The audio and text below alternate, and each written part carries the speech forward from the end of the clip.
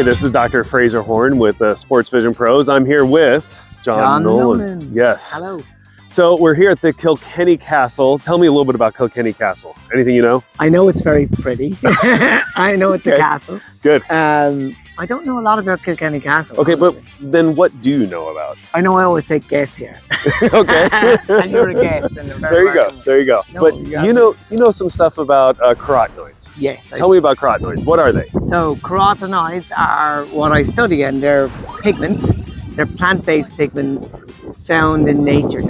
They're really special molecules. Yeah. And actually, we're alive because of carotenoids. Because cool. when you think of plants and the work they have to do and photosynthesis and how important that is to life cycle, carotenoids protect the plants during that process. Yeah. And we benefit by consuming plants that contain carotenoids. Yeah. So what's really interesting is there's about 700 carotenoids Wow. in nature. So Yeah. they're in foods, plant-based foods, they're in birds' feathers, they're in fish skin, and they give the world its color. We'd have a colorless world if it wasn't for carotenoids. But they're, from human biology, human health, and human function perspective, it's fascinating what happens, because out of that 700, we probably consume up to 50 in a typical Western diet, albeit at very low amounts at the moment. And there's a reason for that. But we transport in our blood system about 20 carotenoids. And in our eye, we have 3 carotenoids. 3. So there's this kind of biological selectivity. And our work, and you know, in collaboration with you now as well, Fraser, we're able to really understand what we can achieve when we optimize carotenoids within those biological systems, particularly target tissues like the eye and brain. Right. So tell me, what are the 3 carotenoids? So lutein is a very well-known carotenoid. Zeaxanthin and mesozeaxanthin is a crucial part to the eye carotenoids. Gotcha. Yeah. Gotcha. So we consume lutein maybe from foods like spinach or you know, some of those leafy greens. Corn products have lots of zeaxanthin. We consume very little, if any, mesozeaxanthin in the typical diet. But when you get to the eye, we have a lot of mesozeaxanthin. So what's happening is inside our body, and particularly at our eye, we're converting the lutein to mesozeaxanthin. But our science and some of our relatively recent published studies show that there's a high percentage of the population that have what we call a central dip in their macular pigment, which is kind of a bad thing, because it means they have this depression of pigment, so a lack of it. And we hypothesized that it was a lack of the mesozeaxanthin. And what was really interesting about that work was that it was seen in people at risk of macular degeneration, which is this blinding condition of the macula. So we did an intervention study with lutein, and we couldn't fix the problem. But when we gave the 3 carotenoids, such as what you see in MacuHealth, we were able to rebuild and rebuild that protective pigment. And then we were able to map that out into visual functions, which is kind of the area that you and I are interested in collectively. Yeah, so let's talk a little bit about that. So we know that the eyes lead the body, right? So when it comes to sport and performance, you know, it's often what we see that moves our hands faster, our eye-hand reaction, eye-foot reaction, eye-body reaction.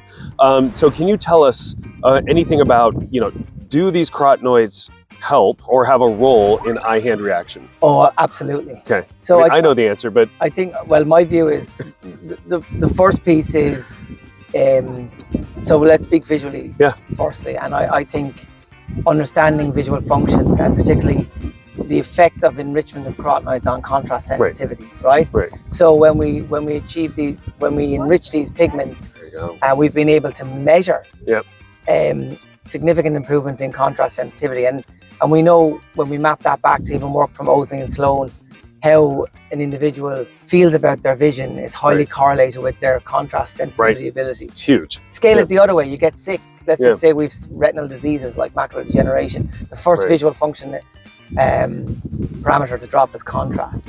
And then we see this with diseases where, you know, the impact of falls and everything. I think it's highly connected to that functional measure. 100%. And then in terms of like reaction, so I think it's really a cognitive piece that we're looking at, and when we look at kind of talk about baseball, tennis, a game that's on today in Kilkenny, hurling. You should look it up if you haven't seen it. It's a wonderful field sports game.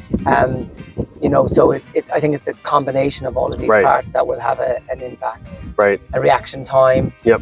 Again, we've measured and mapped this in healthy population groups. So it's very, very interesting and timely for sure. Yeah, so if we go down the contrast sensitivity function road, we don't test it often enough, and it's so critical because we look at when you take Snellen acuity or Logmar acuity, it's black on white, whereas contrast sensitivity is shades of gray. For things like golf, the ability to read the green, the rotation of a ball, part of that is going to be contrast, and so all of that is critical. And so we've seen athletes where we fit them with contact lenses, get them to really good vision, but they still don't like their contacts. Often it's because their contrast is decreased. So it's looking at those types of areas. So the challenge that everybody out there who's an eye doctor is to make sure you're assessing it, and then ways to fix it or to help with it are, through these supplements. Nutritional supplements are a great way. In addition, using different types of tint. So, John's wearing sunglasses, and so they will help in various ways relative to a sport. And so making sure that you're doing that, because you're right, the better you can see things, whether it's with contrast, visual acuity, everything else, the better detail you have, the earlier you can react as well. Exactly. And when I speak to eye doctors, and when I show them the data on what we've been able to achieve, and even in sporting environments and for athletes, and we have a project running now with Sports Singapore. We're getting ready for the Olympics next year, so we're really excited. That data will be coming soon, so we'll share it with you. But one question I'm asked is, it seems to be this barrier of how can I do it? Right. And it's a great question, because in research how can we standardize the assessment of contrast? It's quite difficult because we have to take lots of things into consideration in that. However, maybe we're overthinking it. Sure. I think measuring contrast at any level is better than not doing it at all. True. So I say to the doctors, it's in your systems. Turn it on. Go to 6 cycles per degree. That's the spatial frequency I'd go to try and tap on what we can learn. Yeah, 100%. And there's multiple ways to do it. And I think the most important thing is you test it and you do it consistently. Yeah. Then you can compare. And if you're doing it the same way in a repeated fashion with the same patient, that's its own control. So it doesn't have to be normalized, but we see the average population maybe sitting around 2-3% contrast. We can get them to 1% just with macular pigment supplementation. That's awesome. Scale that into disease where people fall to 6-7-8% contrast, which is really bad. I mean, these people are going to fall, they're going to have all these issues. We've seen in the CREST AMD trial with Macular that we can really kind of hold on to that function and improve it. Yeah, fascinating. Well, there's plenty more to talk about, but we want to make sure you get some insights on what a carotenoid is, a little bit about vision function and contrast sensitivity. So, hey, thank you so much. Thank you, Fraser. Yes.